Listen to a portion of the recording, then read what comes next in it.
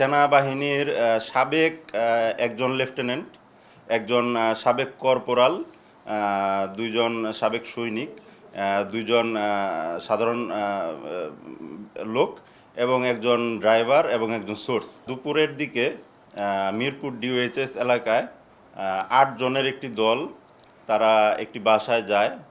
তাদের কাছে তথ্য ছিল যে ওই বাসায় বিপুল পরিমাণে মাদক, বিশেষ করে ইয়াবা, আইস, অস্ত্র, অর্থ, সোনাদানা এগুলো আছে।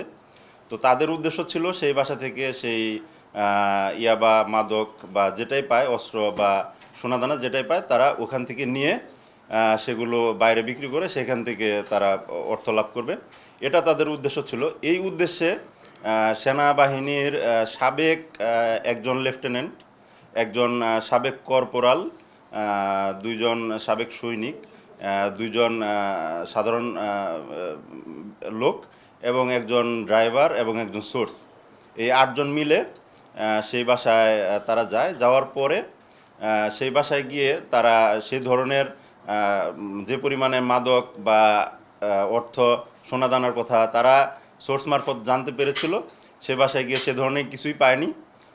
না পাওয়াতে তারা সেইখান থেকে যা পেয়েছে বাসায় সেগুলোই নিয়ে কিছু মোবাইল, অল্প কিছু সোনাদানা এগুলো বা ল্যাপটপ এগুলো নিয়ে তারা বাসা থেকে বের হয়ে যায়। বাসা থেকে বের হওয়ার এক পর্যায়ে তারা ক্যান্টনমেন্ট এলাকা ওইখানে গিয়ে আর্মি, মিলিটারি, পুলিশ যারা তাদের হাতে ধৃত হয়।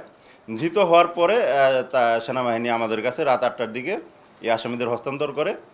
আমাদের কাছে মোট ৪ জন আসামিকে হস্তান্তর করে। ৪ জন আসামি এই মামলায় আমরা ধরেছি। আর মামলার বিষয়টি প্রক্রিয়াধীন আছে। আর যেহেতু বিষয়টি এখনও তদন্তাধীন আছে, তদন্ত শেষ হলে আমরা এই বিষয়ে পুরোপুরি বিস্তারিত বলতে পারব।